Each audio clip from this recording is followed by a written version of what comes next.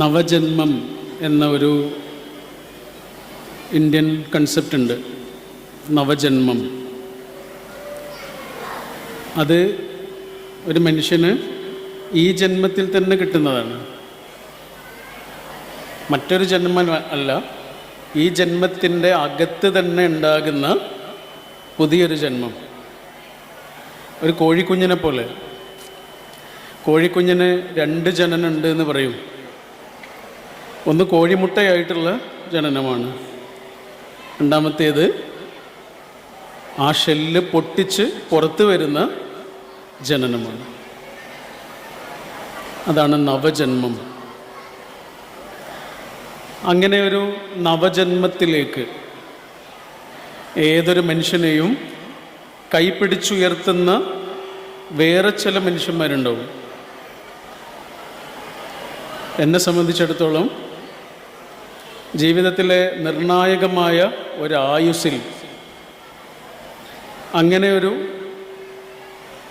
ഭാഗധേയം നിർവഹിച്ച ഒരാൾ ഈ നാട്ടിലുണ്ടായിരുന്നു. അവൻ്റെ പേര് നസീം എന്നായിരുന്നു. ആലുക്കലായിരുന്നു.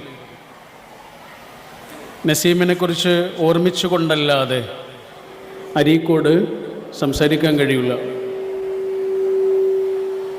100 കണക്കിന് വിദ്യാർത്ഥികളുടെ ജീവിതത്തിൽ അങ്ങനെ ഒരു നവജന്മത്തിന് വിത്ത് പാകിയ 2 ഗുരുനാഥരാണ് ഇവിടെ പടിയിറങ്ങിപ്പോകുന്നത്.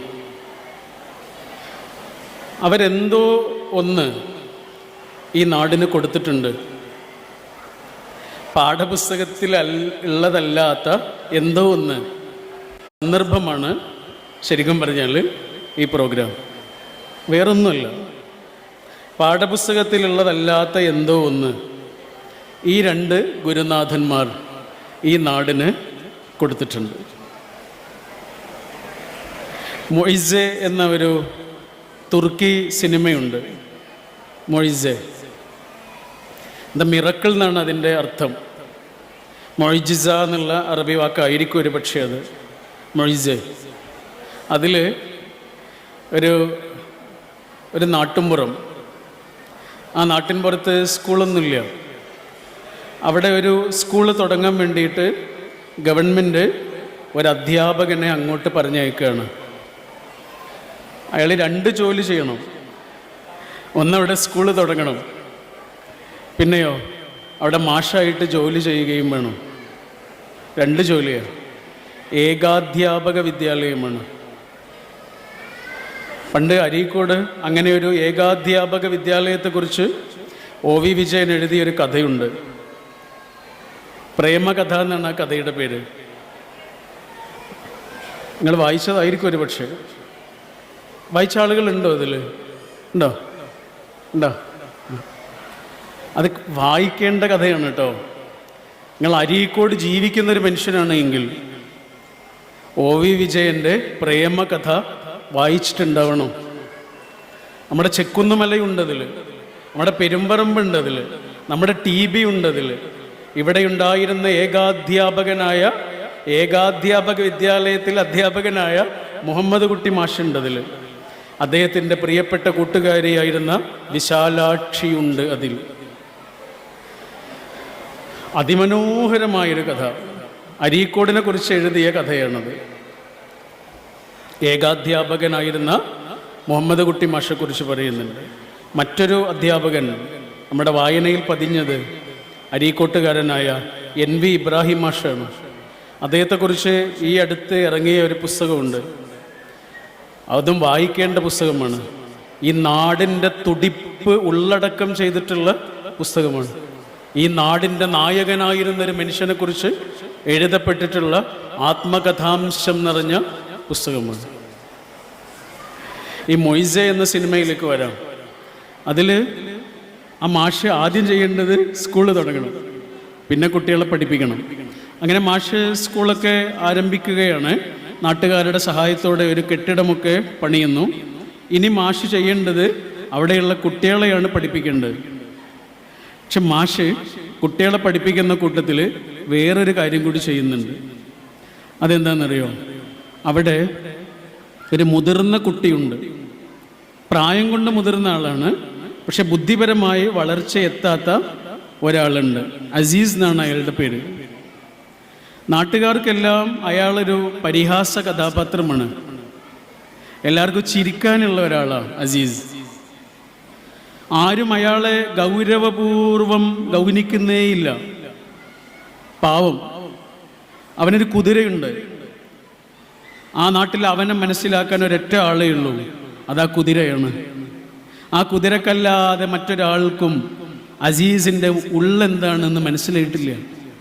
അതാണ് അസീസ്. ഈ മാഷ് എന്താ ചെയ്യുന്നതെന്നറിയോ? കുട്ടികളെ പഠിപ്പിച്ചു കഴിഞ്ഞ് രാത്രിയായാൽ മാഷ് അസീസിൻ്റെ കൂടെയാണ്. ആരാലും ശ്രദ്ധിക്കപ്പെടാതെ പോയ ഒരാളെ മാഷ് ശ്രദ്ധിക്കാൻ തുടങ്ങി. എല്ലാവരാലും അവഗണിക്കപ്പെട്ട ഒരു മനുഷ്യൻ്റെ നേരെ മാഷിൻ്റെ ശ്രദ്ധ പോകാൻ തുടങ്ങി. മാഷ് അസീസിന് അക്ഷരങ്ങൾ പഠിപ്പിച്ചു കൊടുക്കുകയാണ്. മാഷ് അസീസിന് ചിത്രങ്ങൾ വരക്കാൻ പഠിപ്പിക്കുകയാണ്. മാഷ് അസീസിന് വാപ്പാൻ്റെ പേരും ഉമ്മയുടെ പേരും എഴുതാൻ പഠിപ്പിക്കുകയാണ്. അങ്ങനെ രാത്രിയിൽ ഒരു ചെറിയ വെളിച്ചം കത്തിച്ചു വെച്ച് അസീസിനെ മാഷ് ഓരോ ദിവസവും ഇങ്ങനെ ഓരോന്നായി പഠിപ്പിച്ചു കൊടുക്കുകയാണ്. ഒരു ദിവസം അസീസിൻ്റെ വാപ്പയും ചങ്ങാതിയും അതിലിങ്ങനെ നടന്നു പോവുക. ആ സമയത്ത് സ്കൂളിൽ ഒരു ചെറിയ വെളിച്ചം കാണുന്നുണ്ട്. വാപ്പാക്ക് മനസ്സിലായി അസീസിനെ മാഷ് പഠിപ്പിക്കുകയാണ്. ആ സമയത്ത് ഈ വാപ്പയുടെ ചങ്ങാതിയോട് പറയുന്നൊരു വാക്കുണ്ട്. വാപ്പയുടെ ചങ്ങാതിയോട് പറയുന്ന ഒരു വാക്കുണ്ട്. അതിങ്ങനെയാണ്: എടാ, ആ മാഷില്ലേ, ആ മാഷ് ഹൃദയത്തിൽ കണ്ണുള്ള മനുഷ്യനാണ്. ആ മാഷ് ഹൃദയത്തിൽ കണ്ണുള്ള മനുഷ്യനാണ്. ഹൃദയം കൊണ്ട് കാണുന്ന മനുഷ്യനാണ്. ഹൃദയം കൊണ്ട് കാണുന്ന കാഴ്ചയ്ക്ക് പറയുന്ന പേരാണ് കരുണ.